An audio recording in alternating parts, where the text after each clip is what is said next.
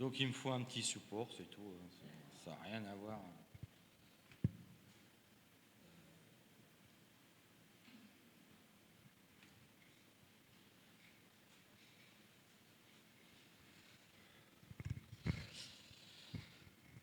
Oui, je dépanne, bon, sauf Martial, je vais pas réussir. Je dépanne souvent, et puis souvent c'est moi qui suis dans la panade. Les pannes que j'ai, c'est des grosses pannes.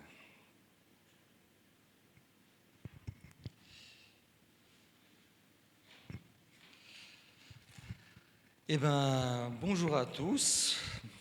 Merci au Seigneur de nous accompagner, parce que moi, j'apporte quelque chose que j'ai sur le cœur. Merci pour vos prières, comme vous dites. Pour vous, la relation du Seigneur, c'est le plus important. Je me rappelle que je vous avais apporté cela, ça me trotte aussi depuis des mois.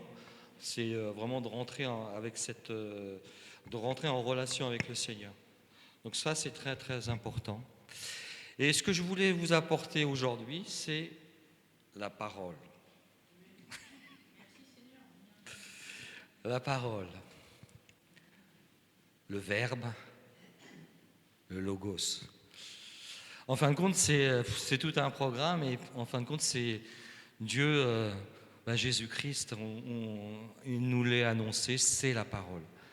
Et en fin de compte, il y a une chose qui m'a touché,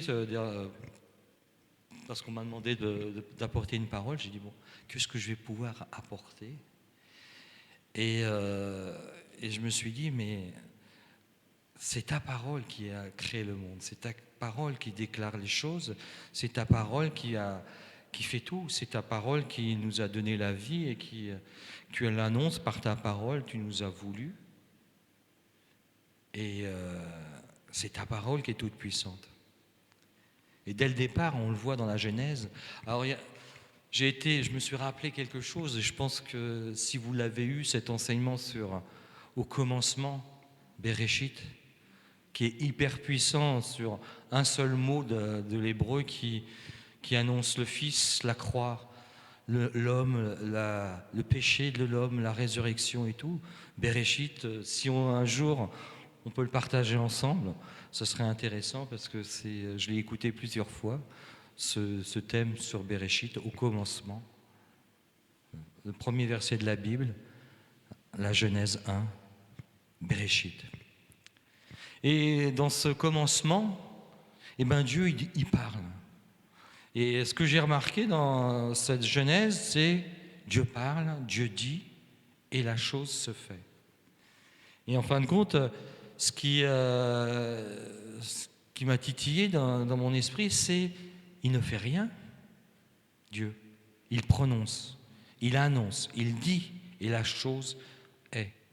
Et donc, il y a quelque chose de différent par rapport à nous, même si la Bible nous dit que nous sommes créés à l'image de Dieu. Nous, notre parole, il faut qu'elle soit suivie d'actes, des réalisations. Et si on dit, je vais venir chez toi, et puis je vais te faire ceci, si tu ne viens pas, si tu ne fais pas un acte de venir, si tu ne fais pas un acte de faire la chose, rien ne se fait. Et là, Dieu, lui, il parle, il dit, et l'univers se construit. Toutes les galaxies sont là. C'est quelque chose qui m'a vraiment... je sais que Dieu est grand, mais là, il est plus que grand, puisque il a... En fin de compte, dans ce qu'il est écrit, dans sa parole, qu'il nous a laissé, la Bible, c'est écrit, Dieu parle et la chose est. Il n'a pas besoin de faire quelque chose, de prendre une pelle, de creuser, d'amonceler des matériaux pour construire quelque chose. Il parle et la chose se fait. Alors vous me dites, oui peut-être, mais bon, moi quand j'ai un petit peu un esprit scientifique, mais quand je regarde vraiment la création, rien n'a été fait, n'a été laissé au hasard.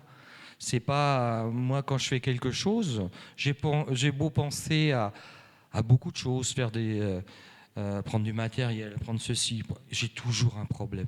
J'ai toujours un problème. Et là, Dieu dit, et la chose se fait, et c'est merveilleux, parce que dans beaucoup de tout ce qu'on peut regarder, les scientifiques qui sont honnêtes envers leur doctrine, leur science, ils voient bien que la chose est merveilleuse. À part ceux qui ont besoin de prouver que leur théorie est vraie, ils occultent beaucoup des fois de petits détails qui ne sont plus des détails, c'est vraiment des grosses omissions, quoi. Mais les vrais scientifiques, ceux qui sont confrontés à chercher, ils cherchent. C'est vraiment des chercheurs, ils cherchent. S'il y a quelque chose qui ne leur plaît pas, ben ils vont chercher, ils ne vont pas dire non, c'est quelque chose qui... je peux passer à côté, non, ils cherchent. Il y a toujours une cause. Donc, j'ai un petit peu cherché, donc en philosophie, donc, chez Platon, les stoïciens, le logos, donc la parole, c'est raison divine, raison organisatrice, explicatrice de l'univers, logos, terme que Pythagore, Platon et les premiers philosophes chinois ont également employé pour exprimer la manifestation de l'être ou de la raison suprême. Donc même chez les anciens, ceux qui ne connaissaient pas, qui n'étaient pas hébreux, puisque eux, ils étaient contemporains de la nation d'Israël, ils se posent des questions. Et pour eux, le logos, c'est quelque chose aussi qui parle. Donc pour le christianisme, c'est théol, alors ça je ne sais pas pourquoi, je n'ai pas cherché, hein, c'est la seconde personne de la Trinité, donc chez Jésus, qui est annoncé comme la parole, Verbe éternel de Dieu, venu s'incarner, et qui est nommé dans Jean, parole.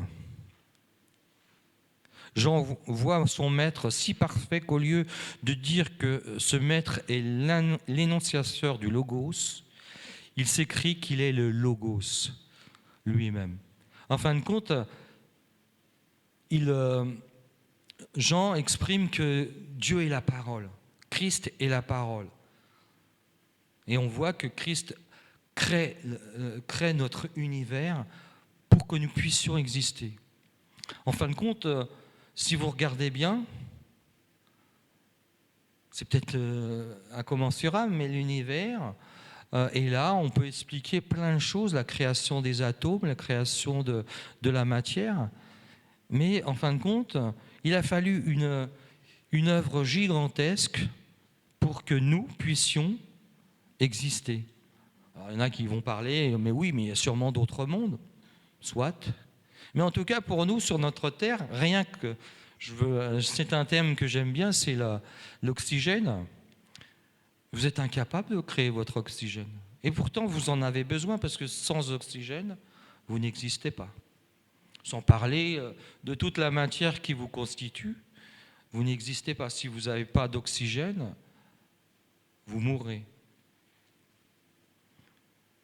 Essayez de construire de l'oxygène. Vous allez me dire, ah oui, je vais prendre d'autres atomes et ainsi de suite. Ben oui, mais ils viennent d'où ces autres atomes? De toute manière, vous allez vite vous rendre compte que, eh ben oui, il y a un créateur. Même et en plus, en ce moment, les gens, les scientifiques trouvent énormément de choses. Mais ils reconnaissent en eux-mêmes qu'il y a quelque chose de création, c'est d'ordonner, c'est pas désordonné. Et même à une certaine époque, on disait qu'il faut avoir plus de foi dans le hasard pour croire que le monde s'est fait par hasard. Parce que même si vous imaginez, on a à peu près calculé que humainement que l'univers avait plus de 14 milliards d'années. C'est énorme, 14 milliards d'années. Mais si vous êtes mathématicien et que vous prenez tous les systèmes, la création d'un atome, d'un autre atome, d'une synergie, d'un système de vie, ben, vous vous apercevrez en probabilité et en statistique, le 14 milliards, c'est pas assez long. Hein. C'est pas assez long. En fin de compte, ça peut paraître tellement immense, mais c'est pas assez long. Et on n'a pas assez de temps pour donner au hasard la faculté qu'il aurait pour devenir quelque chose. Parce que derrière, tu es bien présent devant moi, tu réfléchis, tu vis. En fin de compte, tu es toute une création à toi. Merci Seigneur, on ne peut que rendre gloire de ce qu'on est.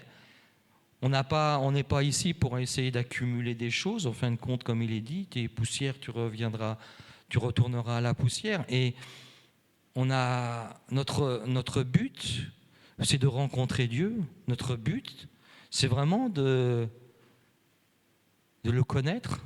Et c'est son but à lui, puisque fondamentalement, il a tout mis en place pour que nous puissions vivre. Il a tout mis en place en Jésus-Christ pour nous sauver. Parce qu'en fin de compte, le péché originel nous a amenés à la mort.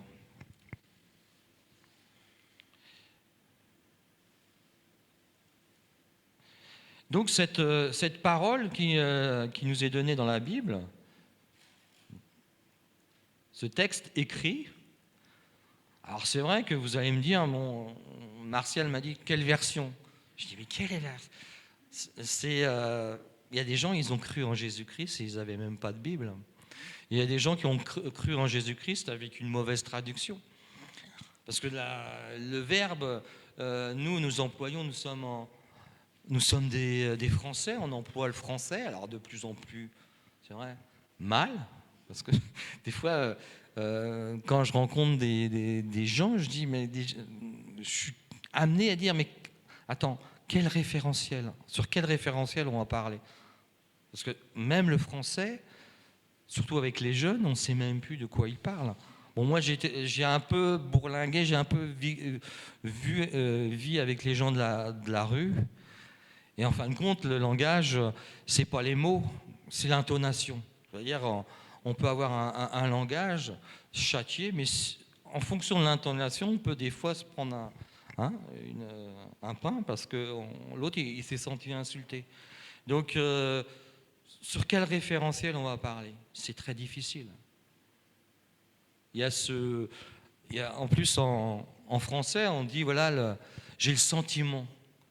Alors, je pense qu'on peut le faire qu'en français, mais ça, j'ai le sentiment qu'il y a ça. Dans la parole, j'ai ça. Mais si vous... Bon, c'est un jeu de mots, mais moi, j'ai été vraiment subjugué, c'est un sentiment.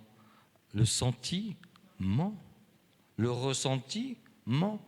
Ça veut dire que ce que vous avez l'impression de sentir en vous-même, c'est peut-être un mensonge.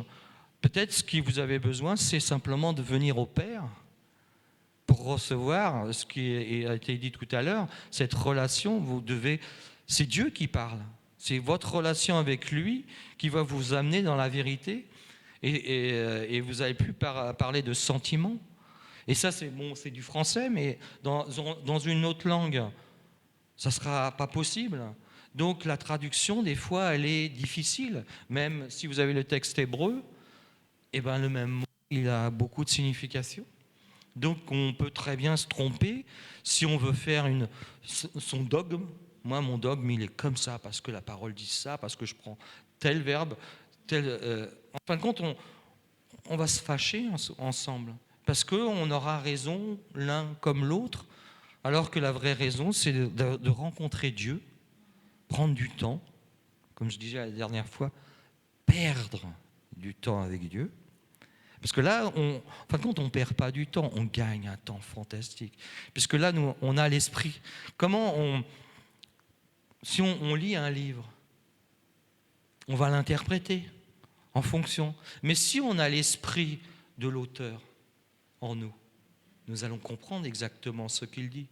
Et c'est ce que nous donne Dieu, il nous donne son Saint-Esprit pour qu'on puisse comprendre sa parole, même si c'est une parole traduite, qui est forcément un petit peu fausse, un petit peu, on le voit, il y a certaines époques, la seconde, il y avait des thèmes, il fallait pas, ils ont été traduits d'une façon qui n'est pas du texte. Donc on a toujours, mais on a besoin aussi, on n'est pas tous érudits à parler le grec et l'hébreu, on a besoin de s'appuyer sur certains textes, mais il ne faut pas, disons, il ne faut pas s'enraciner sur ces textes. Il faut s'enraciner à la parole. C'est Christ la parole. C'est lui qui va nous communiquer la vérité. C'est Christ la parole. C'est lui la vérité. Il n'y a pas besoin de la traduction, puisqu'il nous a donné le Saint-Esprit. Donc le Saint-Esprit nous parle à notre cœur, à notre esprit, et nous savons que ce que nous avons à faire ou à ne pas faire. Telle est la question. C'est Dieu, il a un plan pour nous, pour tous. Il nous amène, oui, la parole, il faut prononcer sa parole, il faut prononcer ce qu'on a sur le cœur. Est-ce qu'un beau discours, est-ce que Pierre avait un beau discours quand les gens se sont convertis par milliers? C'était un prêche, on peut dire, c'était pas une éloquence, c'était pas Platon qui parlait, c'était pas Socrate, où on peut aimer ces discussions sur l'état de l'âme, mais il appelait les gens à la repentance, il a annoncé que vous avez crucifié Christ. Il fallait que Christ soit crucifié pour que nous puissions être sauvés.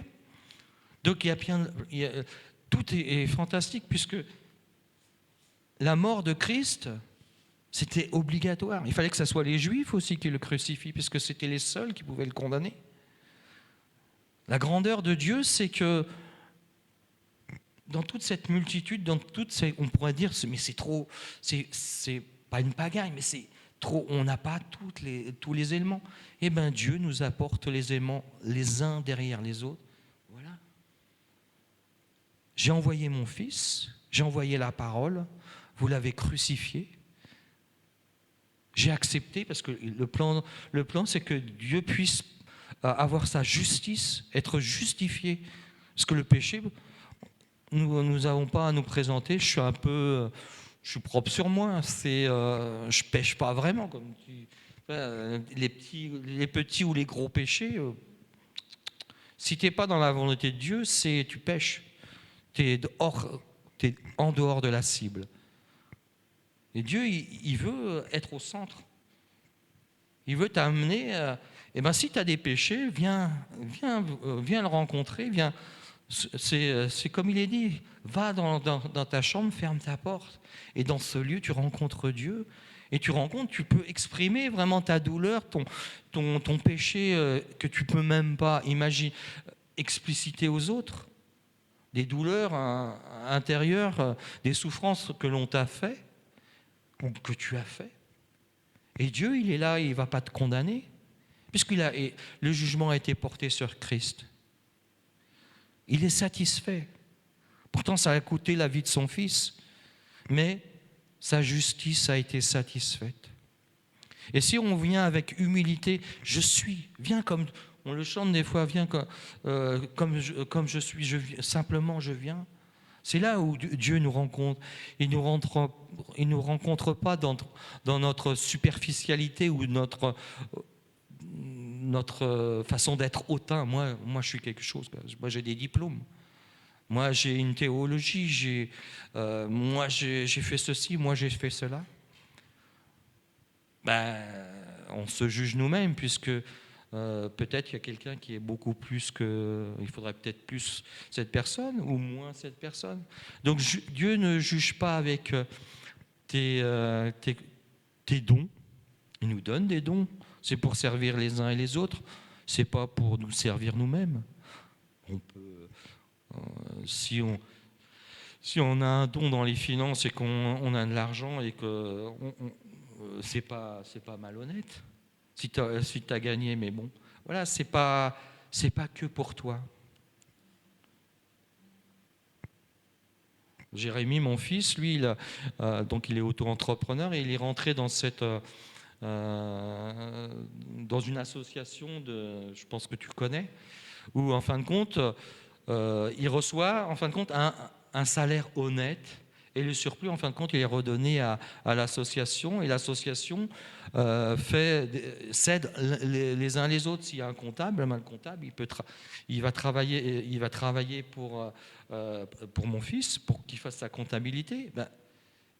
grâce à ce surplus, on peut payer ce comptable. Parce qu'en fin de compte, c'est bien gentil, mais dans la société où on va bientôt peut-être tomber, où en fin de compte tout va s'écrouler, il faudra se rendre service les uns les autres. Et puis le travail de l'un, eh ben, il a besoin, s'il est là pour t'aider, toi, si tu as des fruits et des légumes, tu peux lui donner puisqu'il t'a aidé. En fin de compte, ça va être, je pense que notre société va rentrer sûrement dans cette dimension où il faudra s'aider les uns les autres, mettre en commun. Oui, c'est quelque chose, on dit, mais, oui, mais en fin de compte, là, on va y être parce qu'on va être...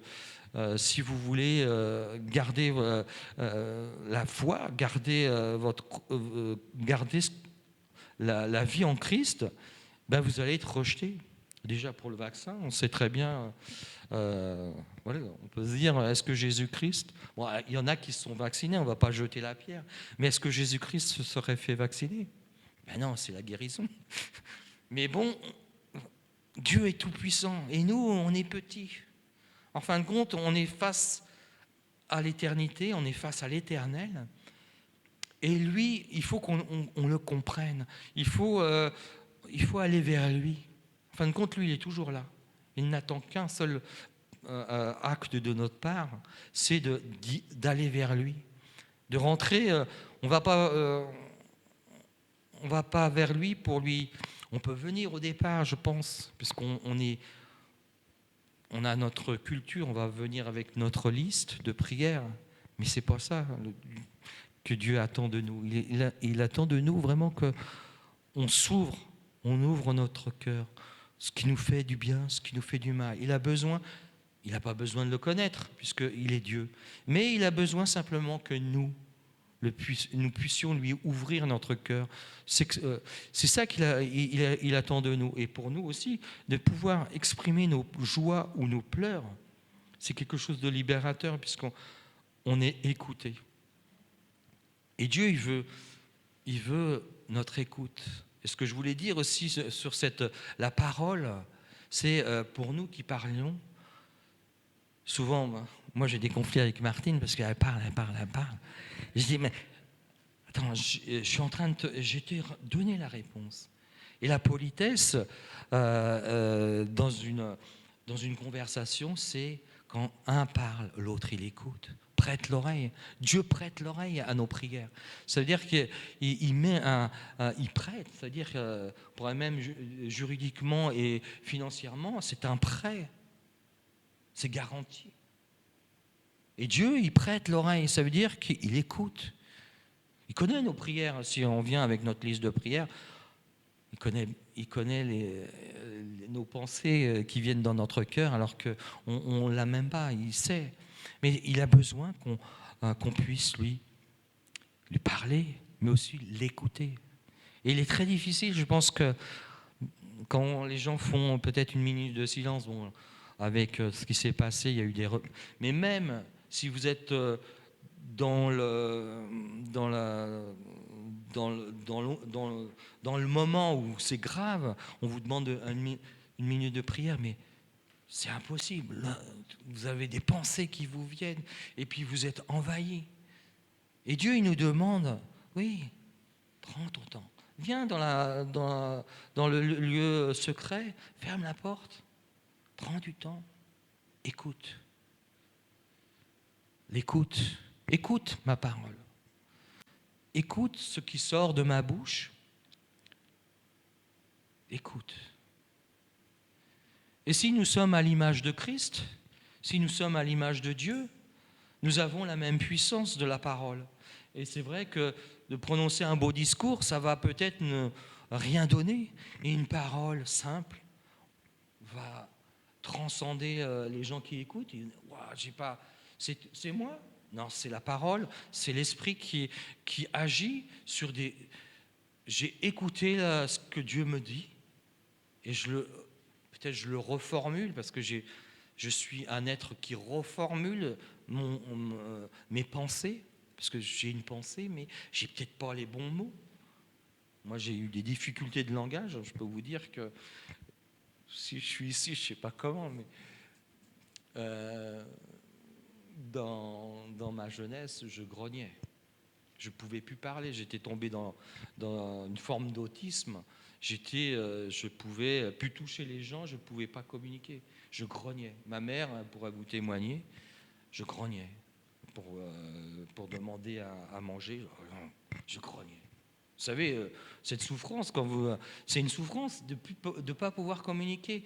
Et c'est une souffrance que j'ai vécue aussi dans ma vie d'homme, où j'avais ce sentiment, et ce n'était pas ce sentiment, ce n'était pas un mensonge.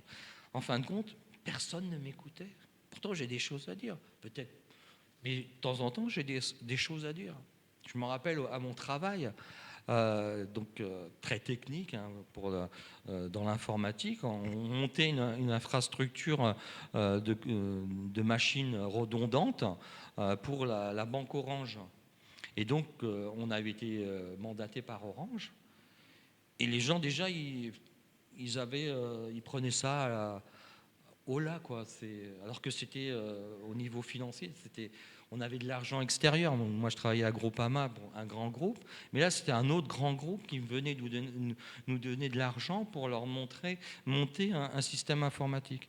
Et pendant cette période, on avait eu un bug, un problème informatique. Et on s'est rencontrés, puisque c'était quand même un grand projet.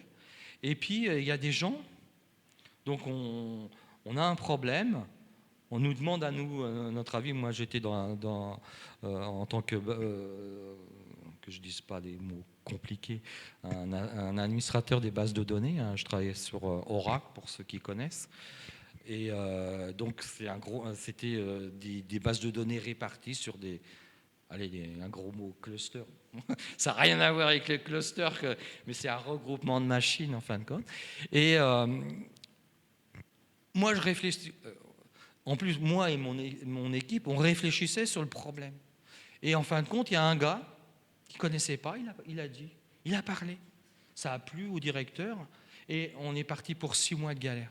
Parce qu'il avait donné une fausse information et pendant 6 mois, on s'est battu pour dire non, c'est pas nous, ça vient d'ailleurs.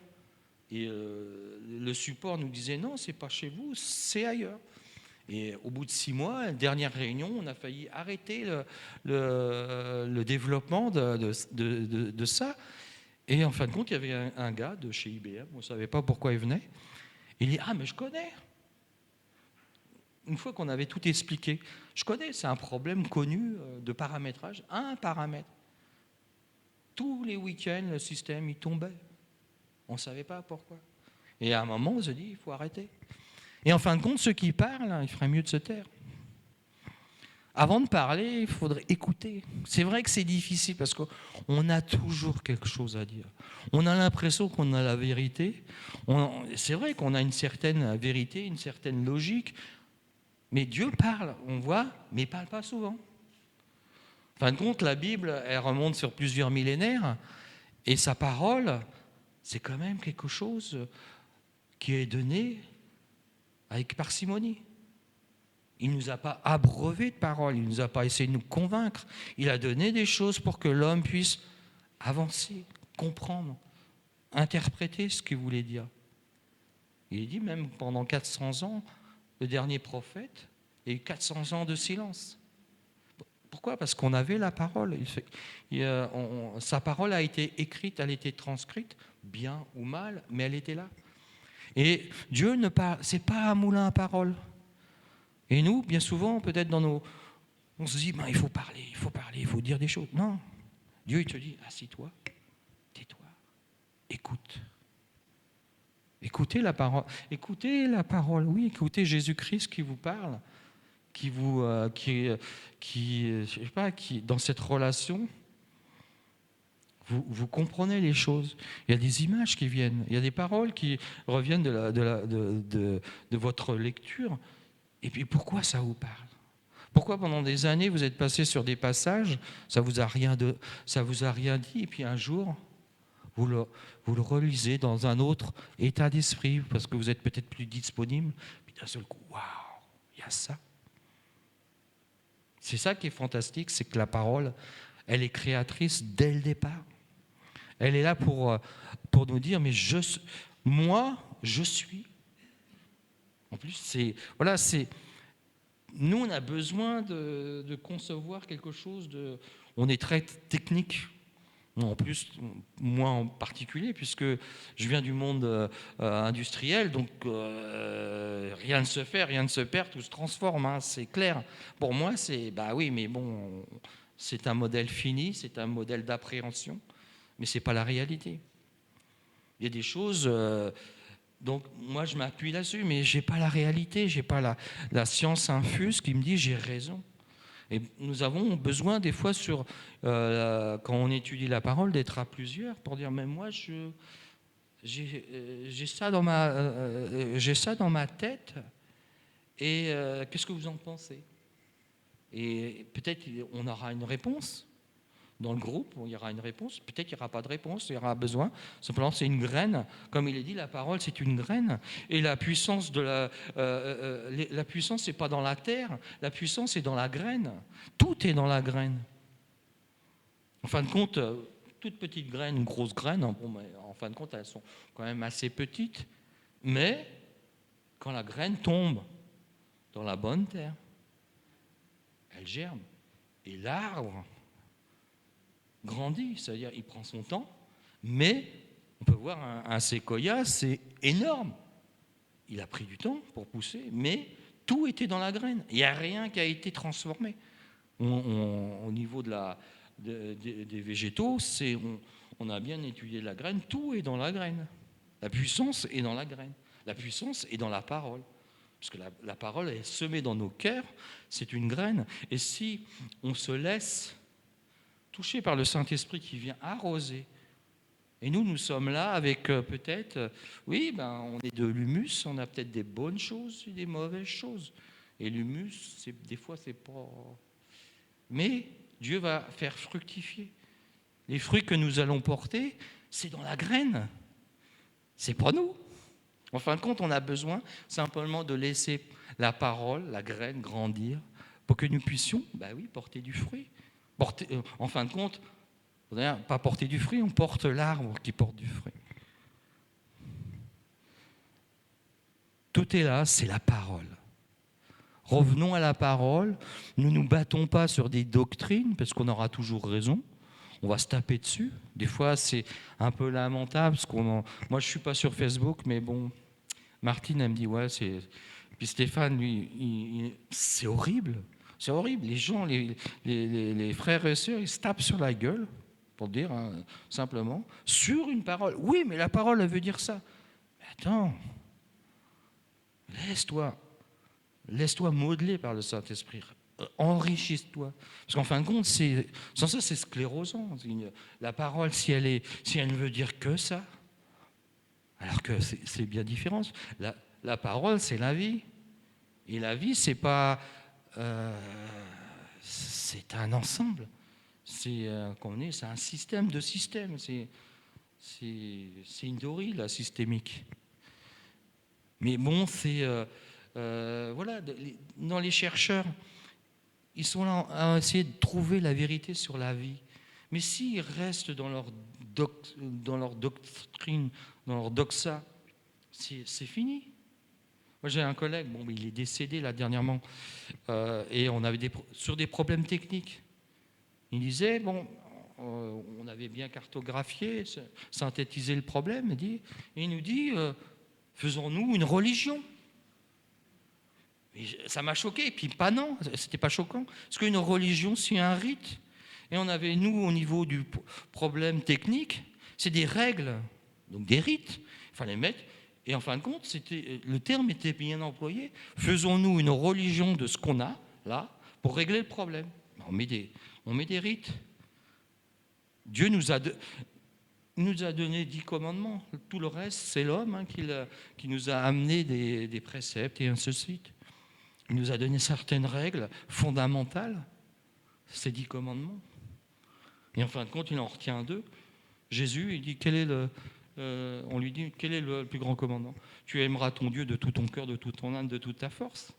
Et voici le second, qui lui est égal, tu aimeras ton prochain comme toi-même.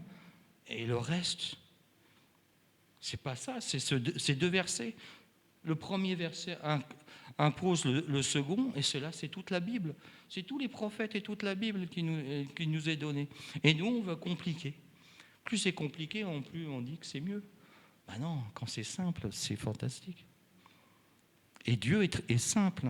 En fin de compte, nous, on a besoin de complexifier parce qu'on ne comprend pas. Mais Dieu est la parole, ça veut dire que il dit la chose. Il n'a pas besoin de la réaliser. La chose se fait.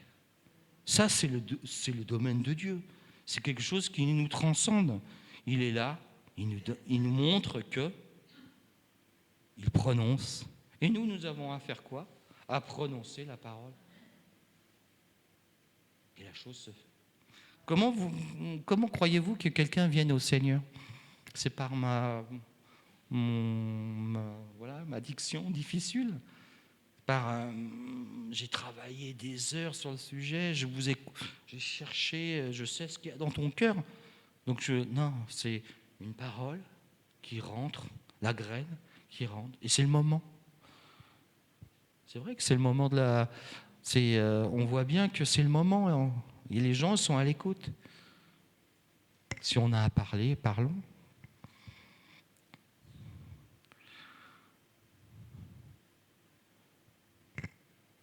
Je dis un texte, le psaume 39, verset 9. J'ai pas parlé beaucoup de la parole écrite. Si tu l'as, montre-nous.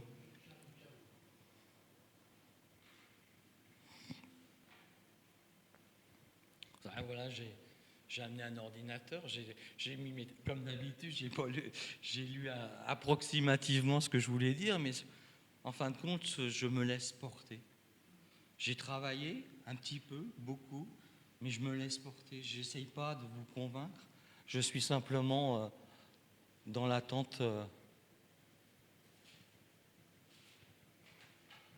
C'est ça le verset, délivre-moi? Psaume 39, verset 9. Ouais. Un peu avant ou un peu après?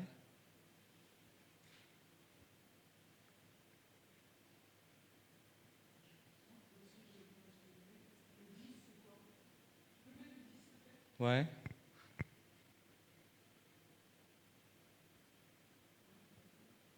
Ça, c'est pas mal aussi.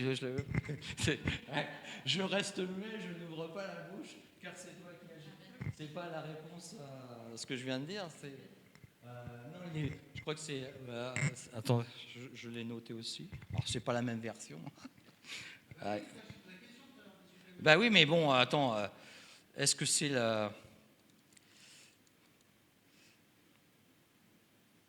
Qu'est-ce que moi j'ai en psaume verset 9, car il dit la chose, car il dit et la chose arrive, il ordonne et elle existe. Donc c'est. Sûr que c'est psaume 39. Bah ouais. Ah, 33. Mais bon, c'est bien parce qu'on est mis sur un verset qui aussi résume parfaitement. C'est toi qui agis, ça c'est sûr. Donc c'est 33, verset 9.